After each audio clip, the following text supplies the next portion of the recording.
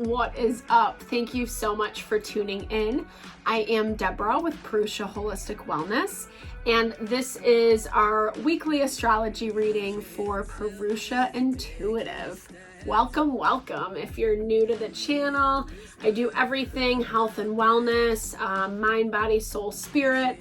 That's why we drop daily tarot readings, weekly astrology readings, and then everything that kind of surrounds natural, holistic well-being. So check out the videos available, the content. I would love to hear feedback, comments, share, etc. Let's build and grow the community.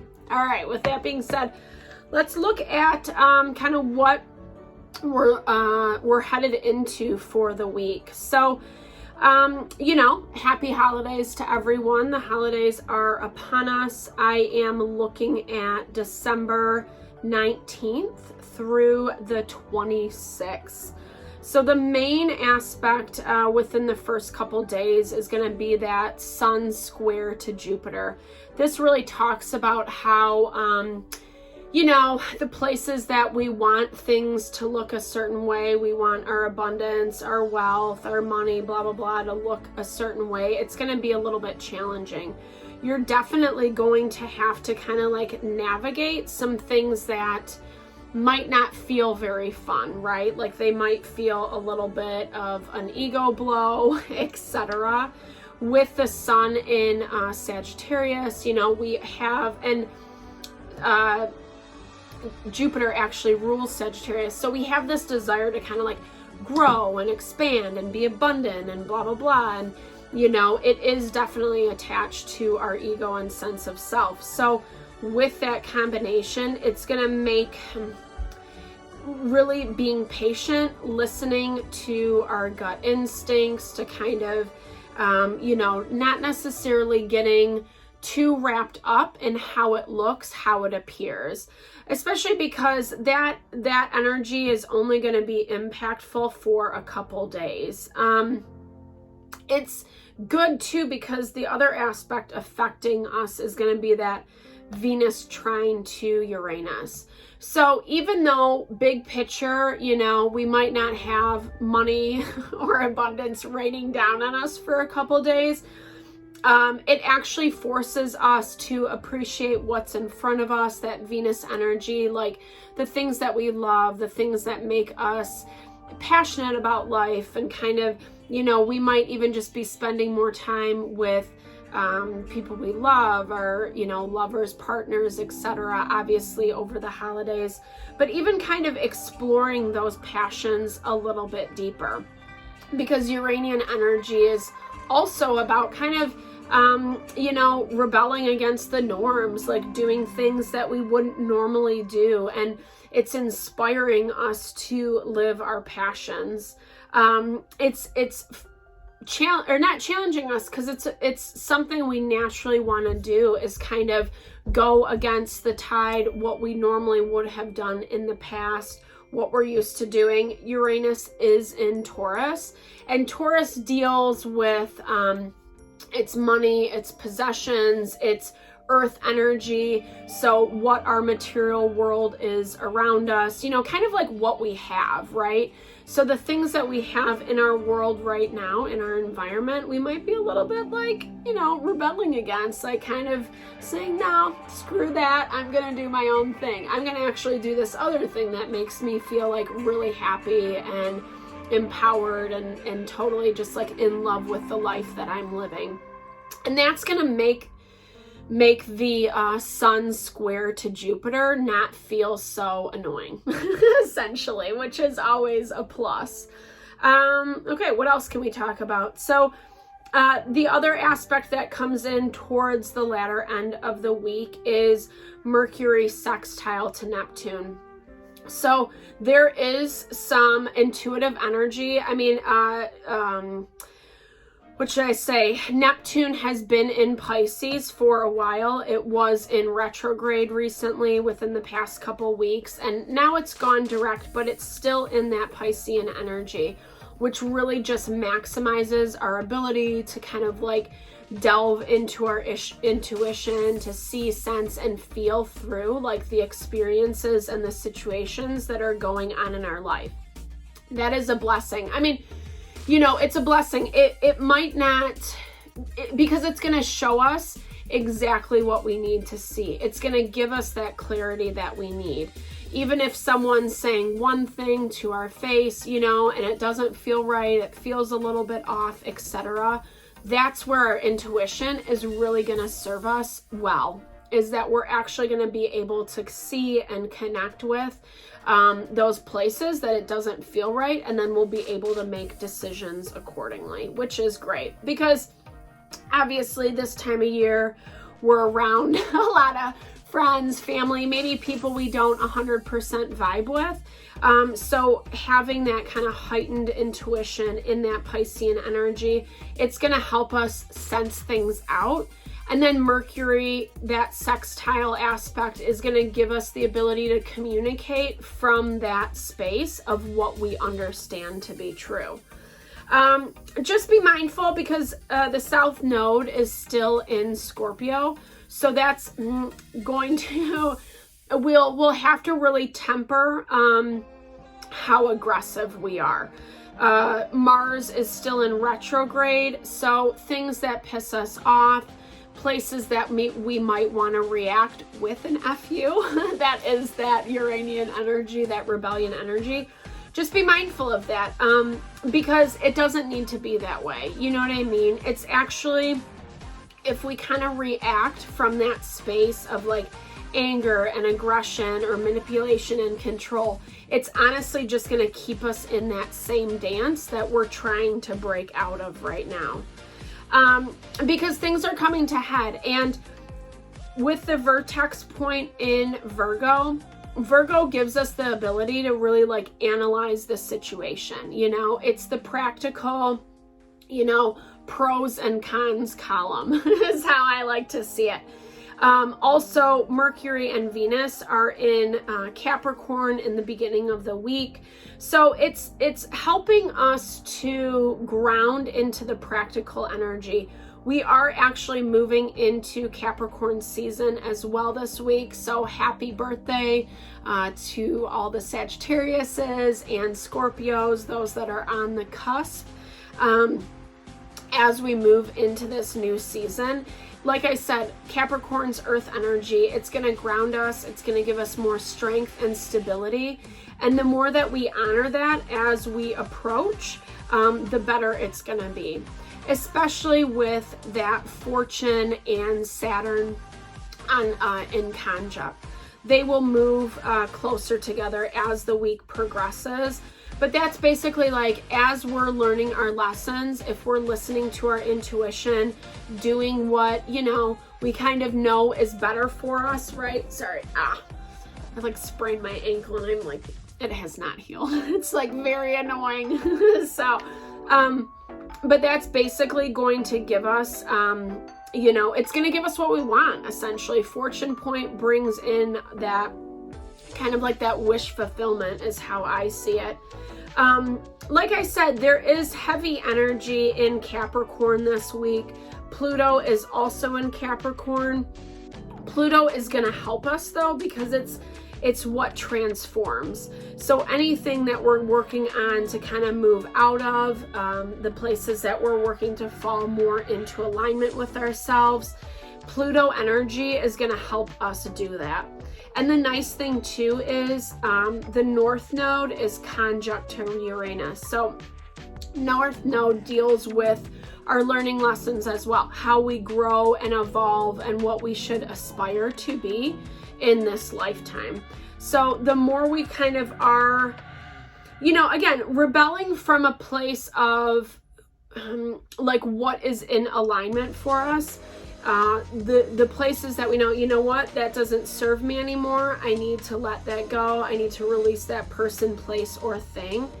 The more it's going to help, like I said, push us towards our fortune. There's a lot of confirmation of that happening throughout the week. We are in a disseminating moon, which just basically means that we're moving towards a new moon.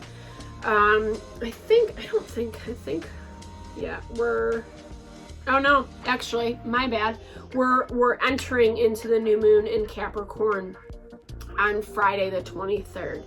So for these next 4 or 5 days, it's, again, that's why that main theme of releasing, letting go is being emphasized, because this phase of the moon, the waning crescent, is when we want to let go of things. We're preparing for the new, what we're trying to manifest, the seeds that we're trying to plant, what we're trying to bring in, etc. And so it might be a little bit challenging, I'm not gonna lie. That's where that Scorpio energy is gonna mess with us a little bit, because that really attaches us to our desires. It can also be like the shadow self, or the places that we have a hard time releasing. With the moon in Scorpio, it's gonna kind of make us feel a lot of the feels around that. But if we allow ourselves to grieve, to release, cry, mourn, journal, do whatever you have to do to kind of like heal whatever you're leaving behind as it moves into Sagittarius, it's going to allow you to start feeling a little bit more expansive. And then that new moon in Capricorn is definitely like a grounding energy. So let's take a second and look at that chart. So yeah, okay, so I did touch on the Venus-Mercury Pluto conjunct. That is going to be hugely emphasized in this new moon. Obviously the sun and the moon are also in Capricorn. So there's a lot of energy going on, right? But what I like about it is it feels very much like it's coming from that space of empowerment, of pushing you forward, of getting you to where you want to go. You just have to make sure that the emotions aren't pulling you back into, and that won't feel as heavy, as strong as it has, over these past couple weeks. The full moon was pretty intense, especially if you're a little bit more on the sensitive side, receptive side, etc. It's a blessing that we're moving into the Capricorn season, because that's earth energy and definitely grounding for us. But just be mindful, Black Moon Lilith and the vertex point are in in Cancer. Cancer definitely is also a water sign, also deals with our feelings and emotions, but it's also like the connection to things we get nostalgic about, right? It rules the 4th house of home, family, the past, etc. So I look at that as there might be things coming into play that kind of lure you into back in, right? Things that feel comfortable, things that feel easy, or we begin to justify bad behavior, or not necessarily be honest about what the reality of a situation is, especially when we know it's not good for us, right? And with that South Node in Scorpio, it's going to make that feel a little bit more enticing. Well, I can get away with it just this once, or, whatever we do to kind of compromise ourselves, it's only gonna stagnate what we're going after, right? So whatever goals you have set for yourself, especially for the new year, we're coming up on the end of the year, etc. So things that you're really trying to align with, that you're really grounding into your life, it's important to continue to put intention and effort towards that, because I kind of see it as that Capricorn energy is building the foundation. It is the foundation you lay, In my opinion, Capricorn is one of the strongest zodiacs out of the strongest. I was going to say strongest zodiac out of the deck, out of the astrology deck.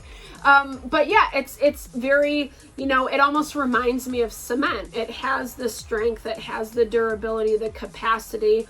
it's ruled by the devil in the tarot deck, and that's kind of where I was talking about. It basically has the ability to dance with and overcome the devil, right? So really dive into that value. You know you're strong. Know you can tap into your power. You have a lot working for you right now. Like I said, with that sun, moon, Mercury, Venus, Pluto conjunct, that's like all that earth energy is working for you. You just got to keep pushing forward. You got to keep tapping in, aligning with the things that you love, and continue that self-care as well. Really giving ourselves the support through self-care is going to help us, again, overcome. And then by the time we hit the end of the week, like I said, that's when we're tapping into that, sextile to Schnitzel. Sorry, I forgot that aspect. And I lost my page, guys. Give me a second, if you don't mind. Yeah, Neptune, Mercury, sextile, Neptune. So that's really going to kind of help, help us feel a little bit, hey, like we got a grip on this. Like I'm doing the right things. I'm communicating with the right people. I'm kind of like networking in the right way. And I feel good about what I'm doing because I am listening to myself, my instincts, my intuition. Like I said, it's a rough time of year. There's a lot that gets stirred up. We have to engage with people that might not be our favorite, etc. But the more that you kind of, again, stay grounded in yourself, really listening to what you need, what you want, not being afraid to rebel a little bit this week, have some fun for yourself, enjoy the holiday season, but with what you want to do, not all the shoulds, right? You're actually going to feel a lot more empowered as this this week moves forward, and especially within that new moon energy. So thanks so much for tuning in, guys. I hope you enjoyed the video. If so, definitely like, share, subscribe, check out our content, my content, all the personal services that are available. If you're interested in connecting, I would totally be honored and love to work with you and support you in whatever way. Otherwise, definitely whatever way possible. Sorry. I'm just trying to remember all the things, that I know you guys know because you hear it on every effing video, right? But yeah, so you know where to find me. Drop some comments. Let's grow and build the community. Lots of love, light, blessings. I hope lots of blessings for you, your family, your loved ones on this holiday season. Thank you for your love and support. I so appreciate it. Wishing you the best.